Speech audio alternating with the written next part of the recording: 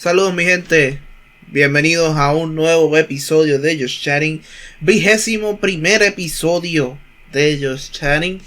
En esta ocasión traigo conmigo a alguien que ya había venido al programa, pero quise hablar con él también de una forma y entrevistarlo más de uno a uno, porque había venido para el programa número 14 y 13 con los muchachos, con The Boys. Y hoy tengo conmigo a Alex Rivera Cartagena. Alex, preséntate para los que no te conozcan, sepan un poquito más de ti. Pues sí, buenas tardes, buenas noches, buenos días cuando estén viendo este podcast. Pues precisamente mi nombre es Alex. Yo estoy bueno, más de cuarto año en la Universidad de Mayagüez, pero ya que prácticamente va a ser el quinto. Y estoy actualmente haciendo la concentración de filosofía, que por eso es que yo estuve presente en esos dos podcasts, como decía Joshua. Yo soy vicepresidente de la Asociación Ágora. Posiblemente también el futuro presidente, pero eso es otro tema. Y nada, sí, vine aquí porque precisamente, además de me interesa la filosofía, por supuesto, y hay un tema que me parece que sería bueno profundizar y que ayudar a otras personas a trabajar con él, que es el tema del autismo. Es un tema muy personal para mí porque pues, precisamente yo soy autista. No parece de primera mano, pero es así. Y nada, estoy aquí para hablar un poco de eso y ayudar a otras personas, sobre todo para guiarlas, tratar de guiarlas ¿verdad? Con este tema. Exacto. Y por eso hace tiempito me dijiste, mira Joshua, yo quería que en el podcast tuyo trajéramos este tema. Y le dije, dale, vamos a sacar una fecha y hoy este programa vamos a hacer eso. Porque yo tengo también Ujú. unas preguntitas que siempre he querido hacer y que quizás a la audiencia también les tenga y nos puedas ayudar un poquito a resolverla. Lo primero que yo te quería preguntar, Alex, era Ujú. ¿por qué se le llama espectro autista? Ok, yo creo que es una de las preguntas más interesantes y de las que causa más confusión en las personas, ¿verdad? Que no conocen bien este síndrome. Ya mismo voy a explicar por qué se le dice también síndrome. Pero básicamente se le conoce como el espectro autista porque eh, es una gama, sí, vamos a decir una gran gama mm, vamos a decir como de posibilidades dentro de ese síndrome. Porque a diferencia de tal vez como una enfermedad tradicional, vamos a decirlo así, aunque realmente no se considera una enfermedad, ya mismo voy a explicar por qué. Eh, hay una gran, bueno, repito, hay una gran variedad dentro de esto. La verdad es que el autismo, aunque no parezca, es como una especie de, vamos a decir, bueno, vamos a dejarlo un ejemplo bien sencillo. Cada uno tenemos nuestra personalidad propia, ¿no? Básicamente dentro del espectro autista, esto ocurre también. No es un solo tipo de autismo y ya está. Y todos los autistas son así. Hay algunos que tienen ciertas características, ciertos rasgos que van a variar dependiendo, ¿verdad?, del caso. Eh, y eh, precisamente como las personalidades, vas a ver que estas van variando y cambiando según el individuo. Entonces, me pasa que precisamente el autismo, que uno de los aspectos que más crea confusión es que la gente, la gran mayoría piensa que es algo fijo, ¿verdad? Es como piensa que es como una especie de lista, como ocurre tal vez con la esquizofrenia o tipo de enfermedades así. Pero en realidad el autismo no es tanto así, es como una especie de hecho, se utilizan mucho los colores, precisamente porque se parece más a una mezcla de colores que simplemente una lista fija de características que están ahí. Claro, hay ciertos rasgos que vamos a ver más adelante que se siguen, que muchos tienen, pero no tienen que ser así todo el tiempo. Y puede ser más, menos, puede ser que no existan, puede ser que existan, pero no digo, eso ya lo veremos un poquito más adelante, pero lo que quiero llegar con esto es que es como una especie de mezcla que está, ¿verdad?, que existe, que se puede comparar fácilmente a cualquier personalidad de cualquier persona. Entonces, eh, pues sí, es por eso que se le denomina de esa forma. Ok, me mencionaste que como en las personalidades cada quien tiene su diferente forma de verlo. Mm, La otra que te quería preguntar era cuáles son los diferentes tipos de autismo. Porque ok. Es interesante también porque actualmente, por lo que tengo entendido, obviamente yo tampoco no soy psicólogo, obviamente, pero lo que ocurre es que actualmente no se ve tanto como que decir, que tú eres de tal tipo, de tal tipo, tal tipo, precisamente porque por ese factor que tú me preguntaste primero, ¿no? De un espectro. Pero sí que podemos seguir como unos ciertos rasgos generales que son tres. Están el tipo inteligente, que muchas veces se lo denomina Asperger, que básicamente son chicos o chicas que tienen ¿verdad? Tienen autismo, pero ese autismo le da ciertas características que hacen que puedan sobresalir de los demás. Puede ser que sean muy buenos en ciertas áreas, muy buenos en matemáticas, en arte, y bueno, repito, puede ser que hasta sobresalgan. Y de hecho, muchos individuos a lo largo de la historia han pertenecido a este grupito. Albert Einstein se sabe que tenía Asperger. Steve Jobs se sabe que tenía Asperger. Muy probablemente Newton tenía Asperger. Entonces vemos como que ese es, ¿verdad? Cierto rasgo, ¿no? Como que de gran inteligencia. Y de hecho, en lo personal, yo estoy dentro de ese grupo, por lo menos se me diagnosticó así. Y nada, pues básicamente es como que tienen autismo, pero como que les desarrolla de gran forma ciertas, ¿verdad? Ciertas capacidades. Le gusta el del medio, que es como el autismo normal, vamos a decirlo así, entre comillas, porque vuelvo repito, realmente el autismo no se puede decirle si es normal o algo así, porque es una gran variedad. Pero vamos a decir que pues simplemente tienen esos rasgos comunes de autismo, pero no necesariamente tienen que ser muy inteligentes en una área o algo así, no. Simplemente son, ¿verdad? Son, vamos a decirlo entre comillas, los más normales, entre muchas comillas, pero con esas características de los autistas normales, o sea, de tradicional, vamos a decirlo así.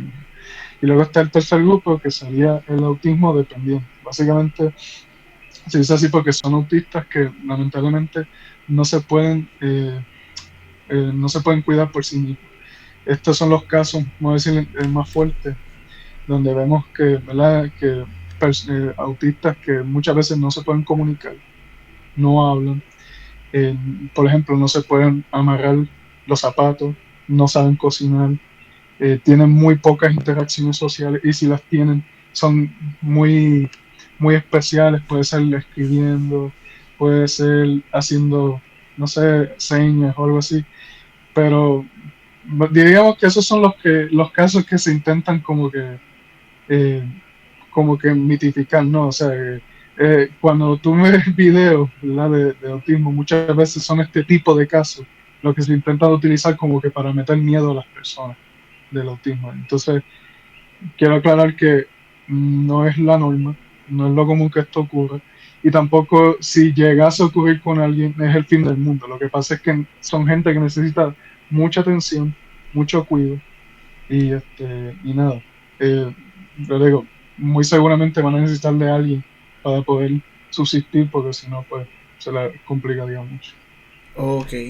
Entonces me diste dos o tres rasgos que más o menos me ayudan a tener una idea de la respuesta de la otra pregunta. Que era, ¿cómo es que se diagnostica a una persona como parte del espectro autista? O sea, hay señales, hay algunas cosas que hay que buscar. Ok, sí, sí.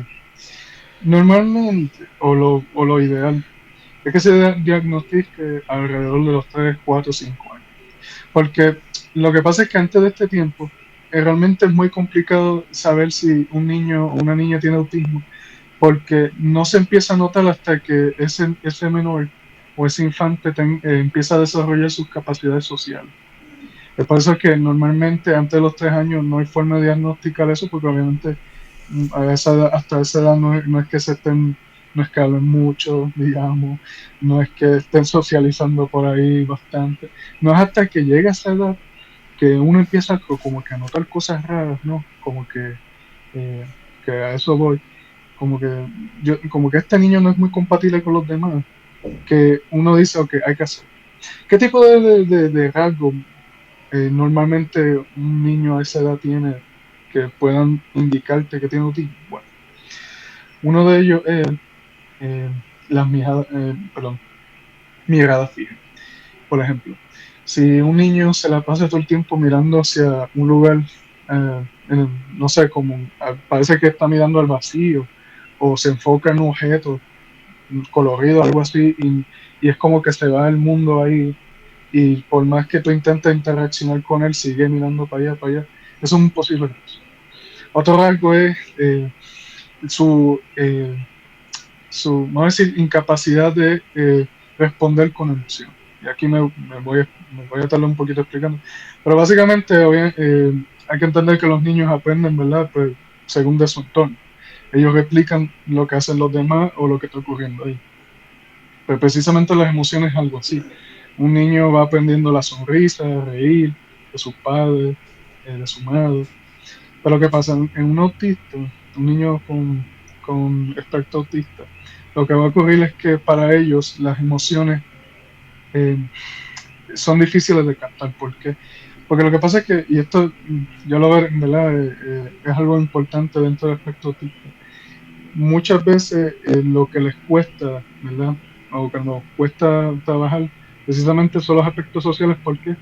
Porque normalmente el cerebro de un niño autista como que tiende más vamos a decirlo así, a lo lógico, a intentar seguir patrones. ¿Y qué ocurre?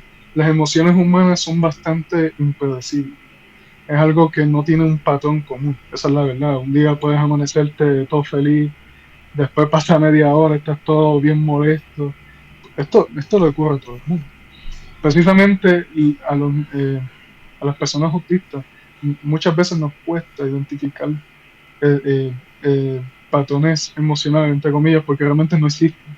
Y por tanto, como no hay un patrón que te diga, pues yo estoy feliz por esto o aquello, porque es algo tan incontrolable, es algo tan humano, vamos a decirlo así, o sea, es tan irracional, yo creo que es mejor la palabra, que realmente no van a, es bien difícil que capten emociones.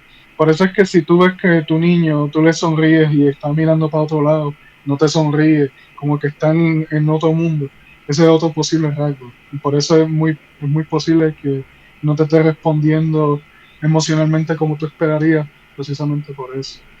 Eh, Otro rasgo a esa edad, bueno, es que esa edad está medio complicado. Precisamente es si tú, cuando intentas llevar a ese niño, por ejemplo, al jardín de niños o interaccionar con otros niños y ves que no lo hace. O sea, si tú ves que no le hace caso o ves que los demás no le hacen caso y como que tampoco intenta interaccionar con los demás, eso también es una posible señal, como que precisamente por lo que acabo de mencionar de esto de las emociones y este tipo de cosas, pues obviamente pues, cuesta mucho relacionarse con los demás, porque como no ven un patrón en esos niños, iba a decir individuos, pero bueno, en esos niños con los que tienen interacción, pues realmente ni lo intentan porque es como que eso es un revolú para mí, eso, o sea, dentro del cerebro, claro, es un revolú, yo no entiendo eso, pues para adelante, ¿entiendes? Eso, no tengo forma de meterme ahí, pues no, ni lo intento. Eso es básicamente lo que pasa. Pero yo diría que esas son las tres señales más comunes de esta edad, de identificar como posibles señales de que algo está rarito. Pero, bueno, repito, obviamente si tú tienes dudas, lo que tienes que hacer es llevarlo a un psicólogo. Porque obviamente que tenga estos rasgos no quiere decir que tenga autismo automáticamente, puede ser que tenga otras condiciones, puede ser que tal vez tenga algún problema de desarrollo, ¿verdad? Cerebral, no sé, puede ser varias cosas, pero básicamente si tienes esas tres señales, yo diría que sí sería buen momento especialmente entre los años, ¿verdad? Entre los 3 años, 4 años, yo creo que es un buen momento para llevarlo a un psicólogo, un psiquiatra, alguien que, ¿verdad? Que lo evalúe, se pueda identificar. Exacto. más o menos también me guiaste un poquito a la otra pregunta que tengo, que es qué cosas son diferentes para alguien dentro del espectro autista. O sea, el mundo lo interpretan diferente, lo ven diferente, ¿cómo es eso? Bueno, precisamente lo que mm, hace particular el autismo es precisamente que, y esta es la mayor razón por la que no se le considera una enfermedad, es que realmente se le considera simplemente una forma distinta de interaccionar con el mundo y ver el mundo. Eh, Como mencionaba antes, buena parte de los autistas obviamente no tiene que ser así norma general, pero vamos a decir que en comúnmente lo que ocurre es que uno trata de buscar patrones y lógica en el mundo, ¿verdad? Nosotros intentamos buscar cosas que como que cumplan ciertos ciclos, ciertas eh, repeticiones, ¿no? ¿Qué ocurre? Cosas que no tengan esos ciclos, ¿verdad? Como pueden ser las emociones o básicamente el comportamiento humano en general, pues nos va a costar un montón entender eso porque, bueno, repito, no sigue ningún patrón. Entonces el problema de esto es que, pues, bueno, mejor dicho, esta es la razón por la que tú ves que muchos autistas no son muy sociables, no interaccionan mucho con los demás, simplemente porque para muchos de estos es como que, no, bueno, repito, es como que no entiendo ese revolú, pues ni me meto, ¿verdad? Ahora, lo que va a ocurrir con esto es que, pues, por ejemplo, pues, es que son tantas cosas. Mira, otro rasgo común que podría ocurrir son los sentidos. Y voy a explicar por qué. En los autistas muchas veces están bien desarrollados, pero al punto de ser malos, y voy a explicar la razón. A mí me pasa que, por ejemplo, yo tengo a veces un olfato que es muy sensible. Y esto me causa muchos problemas porque, este, bueno, voy a contar una pequeña anécdota con esto. Y esto fue hace un par de semanas en la universidad. Básicamente, yo me levanto, ¿verdad? Para irme normal. Y desde mi cuarto, porque yo convivo con varias personas, o sea, no en el mismo cuarto, claro, pero compartimos mismo piso en el hospedaje. ¿Y qué pasa? Yo tengo un baño aparte y los otros, pues somos tres. Y los otros dos tienen un baño para ellos. Pues entonces de repente me levanto y me da un fuerte olor a champú de ese baño. Yo estando de mi cuarto, para que vean la cosa. Y era tan exagerado que me sentía, era como que mareado. Entonces tuve que tomarme unas pastillas ahí de dolor de cabeza porque el olor era tan y tan fuerte que, mm, bueno, pero eso no era nada. Básicamente después llegué a la universidad. Entonces era un cuarto, perdón, era un salón cerrado con aire acondicionado. Y el problema es que justo cuando empieza la clase llega una compañera que, que es amiga mía también, pero con un perfume muy fuerte. Y entonces mi olfato seguía sensible. Y como bueno, repito, era un salón cerrado con aire acondicionado, estuve básicamente 1 hora y cuarto con ese perfume todo el tiempo. Ahí que y eso con mascarilla y todo. Eso con mascarilla y todo, diantre, con mano. mascarilla y todo. Que no me dejaba ni respirar. Yo cuando salí de ese salón, yo estaba de que súper mareado, que tuve que alejarme lo más posible de ahí. Y básicamente, esperando por la tarde a coger mi siguiente clase, yo ni almorcé porque es que, vuelvo y repito, me sentía tan mareado que no podía ni comer. Es una cosa exagerada. O sea, que sería otro rasgo en general de autismo, es que tenemos sentidos muy desarrollados, pero no es como tipo Superman o una cosa así, no. Muchas veces es un problema. Okay. Puede ser, por ejemplo, de ese caso. También ocurre también con la audición.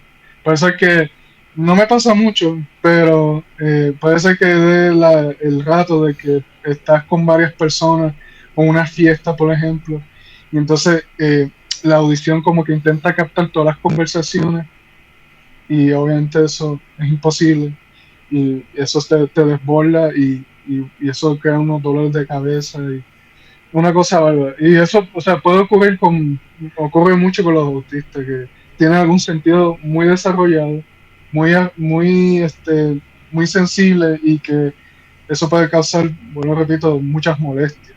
Y esa es otra razón por la que muchos se intentan como que no intentan interaccionar mucho con los demás porque como que sus sentidos se abruman, ¿verdad? Sus sentidos se abruman y es bárbaro. Y de verdad se lo digo por experiencia propia, eso es horrible, sobre todo el olfato. Eso, por lo menos en mi caso, es el olfato. Eso es una cosa bárbara. Otra cosa que también ocurre, que tiene que ver con lo que mencioné, de que intentamos buscar patrones, es que yo por lo general, por ejemplo, cuando empiezo un semestre, yo intento crear un horario de clases. Y una vez establecido ese horario, es muy difícil que yo lo pueda romper. Entonces, ¿qué ocurre? Si por alguna razón, aunque no lo crean, algún profesor falta, o si por alguna razón tengo que estar más tiempo en la universidad, por lo que sea, eso puede causar mucha ansiedad, precisamente porque intentamos crear patrones, intentamos crear programas. Y una vez que ese patrón se rompa, como que nos cuesta demasiado mucho reaccionar a él. Y ese programa rompiéndose, ¿no? Entonces como que eso de estar básicamente improvisando no nos va. Exacto. Tiene que ser cosas fijas, cosas controladas en su mayoría. Y si se rompe ese patrón, está fea la cosa, básicamente.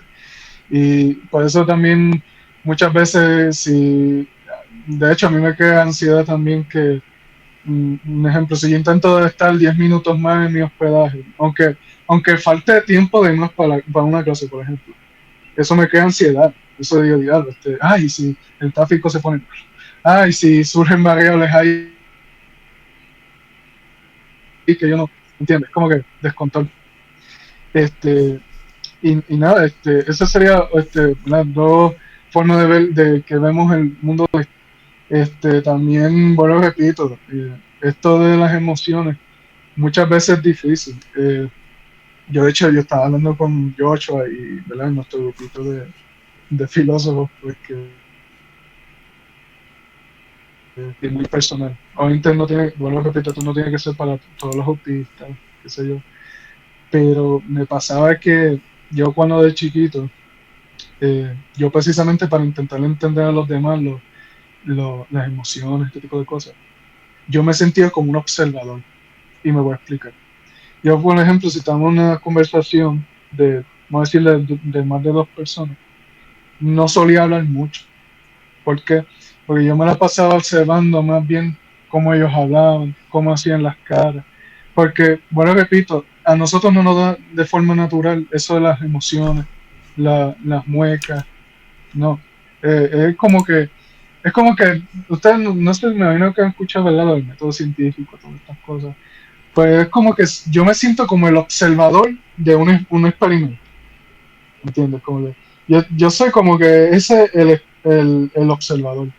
Entonces tengo que estar viendo a los demás interactuando para saber lo que. Pues que de hecho esto a mí me pasa mucho también cuando intento hablar con una persona por primera vez. Yo muchas veces, porque vuelvo y repito, eso de improvisar no nos va, básicamente, la gran mayoría de las veces no nos va. Entonces yo lo que tengo que hacer, o por lo menos así me siento más seguro, aunque suene raro, pero obviamente no es por malicia ni nada, es que simplemente funcionamos así, que yo cuando intento hablar con una persona por primera vez, intento primero observarla, o ya sea hablando con alguien, lo que sea, o simplemente viendo cómo se comporta y cosas así, para intentar adecuarme a esa persona. ¿Entiendes? Como que intentar, ok, más o menos sé cómo se mueve, más o menos sé si es una conversación, por ejemplo, pues más o menos sé lo que piensa, pues más o menos voy por ahí. Porque eso de meterme de una conversación, la verdad es que no me va y como que necesito como que análisis previo, ¿verdad? Exacto. Para poder hacer eso. Este, Bueno, voy a tener que skipear la próxima pregunta porque básicamente ya me la contestaste. Como que era te la iba a decir que era como que cómo era tu experiencia siendo parte del espectro autista, pero básicamente con esto último que nos contaste no respondiste de sobra. Pero Sí, la sí. otra pregunta que no voy a skipear es al principio como nos dijiste que estudiaba filosofía. Este, y mi pregunta que quería hacerte respecto a eso era cómo el ser parte de este espectro autista te ayuda a comprender a estos grandes pensadores de la historia, ¿no? Como Sócrates, Platón, Bueno, Hegel. eso sí, eso yo creo que sin duda me parece la mejor, yo por lo menos esa fue la mejor de las preguntas que me has dado.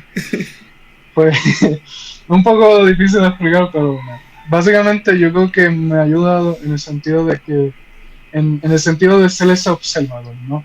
Porque muchas veces yo siento que, o sea, no siento, yo sé que es así. Por ejemplo, cuando estamos hablando de cosas como de Kant, ¿verdad? O pensadores que como que de primera instancia puede ser que nos cueste demasiado comprender. ¿Por qué? Porque básicamente nosotros pensamos de una manera. Y entonces cuando estamos intentando estudiar a otros pensadores, estamos como que intentando coger esa idea de ese pensador y llevarlas a nosotros. Y yo sé por experiencia que a muchos les cuesta eso. De hecho, no sé si tú te acuerdas que ¿verdad? Hubo un compañero de la clase de filosofía que precisamente le costaba mucho hacer eso. Sí, Le costaba mucho tomar ideas ajenas y adaptarlas, o sea, tomarlas tal cual, vamos a decirlo así, y trabajarlas en mismo. Porque obviamente, y bueno, repito, yo entiendo que lo que hacemos normalmente, o lo que hace la gran mayoría, es coger algo ajeno y convertirlo tuyo. Pero el problema es que para tú poder entender tus pensadores, eso tú lo haces al final. O sea, porque eso de coger lo de los demás y hacerlo tuyo, eso tú lo haces al final. Eso como tú lo haces como una conclusión, un análisis, ¿verdad? De, ok, a mí me pareció que esto estaba bien, pero esto estaba mal, qué sé yo. Pero tú cuando estás en primera instancia, a priori, intentando, pues, entender algún filósofo, tú tienes que coger la idea tal cual es, estudiarla y entonces ahí la haces tuya. Porque si no, no va a haber manera de tú poder entenderlo. Pues precisamente como yo tengo esa perspectiva de observador que acabo de mencionar, de estudiar primero el comportamiento y después adaptarme a él, pues a mí se me hacía más fácil como que leer un texto y digo, ok, bueno, esto es lo que es para él, para Kant, pues no sé, la ética funciona de tal manera, X. No nos vamos a meter aquí en filosofía, pero para Kant la ética funciona así. Yo lo tengo así, tal cual, y ya después voy a coger cantito, lo que me guste o lo que me parezca a mí y lo agarro. Por eso lo hago después. Porque primero yo observo, ¿verdad? Yo observo, analizo lo que está ahí y después ya yo voy. Por eso es que, como decía la profesora de filosofía, tú tienes que primero analizar lo que está ahí, cogerlo tal cual es, no modificarlo, y ya después lo haces tuyo, pero eso es después. Porque obviamente en el examen el examen no va a venir, digo, puede venir alguna pregunta del tipo, qué sé yo, ¿qué te parece Kant? Pero o sea, eso es para el final. Porque para tú poder decir qué te parece Kant, tú tienes que entender Kant por sí mismo, ¿verdad? Como es, no como a ti te parece. exacto. Eso es para el final. Entonces, si tú no haces ese análisis de coger las cosas tal cual son y después llevarla a ti, pues no hay manera. Es por eso que, por ejemplo, hay un pensador que es Marx, que yo veo que a mucha gente les cuesta demasiado entender sus pensamientos, precisamente porque la primera que escuchan comunismo, no, pucha, pa' afuera. Pero el problema es que ellos cogen las ideas de Marx y las convierten para ellos, pero no las toman tal cuales son y después hago el análisis. No, de primera instancia, mira, pues hay una oración ahí que medio no me gustó, afuera. Y es que así no funciona la cosa. No, para tú poder entender pensamientos ajenos, tienes que analizarlos tal cual son y después hacerlos tuyos. Esa es la reflexión. analízalos y al final, la conclusión, haz lo tuyo. Porque si no, no va a haber forma de entenderlo. Porque ¿cómo vas a perdón, emitir una opinión de algo si no la comprendes primero? Es que esa es la verdad. Tú no puedes venir a juzgar a alguien o a algo sin saber o entender qué demonios es. O sea, esa es la verdad. Exacto. Uh-huh. No, y de verdad que es una reflexión bien buena porque así uno va generando conocimiento y uno va aprendiendo bien las cosas. Estas fueron casi todas las preguntas que tenía para esta entrevista, para esta tarde. Uh-huh. Pero me queda una sola pregunta que tengo que hacerla obligatoria y que quiero también saber tu respuesta, ¿no? ¿Qué mensaje le darías a alguien que tenga un familiar o a un conocido que esté dentro del espectro autista? Bueno, yo creo que también esto dependerá, ¿verdad?, de la edad de la persona y todo esto. Pero básicamente el mensaje que quiero llevar aquí es que si, no sé, a tu sobrino, a tu primo, a tu hijo, no sé, a quien sea, por ejemplo, de 3 años, van y le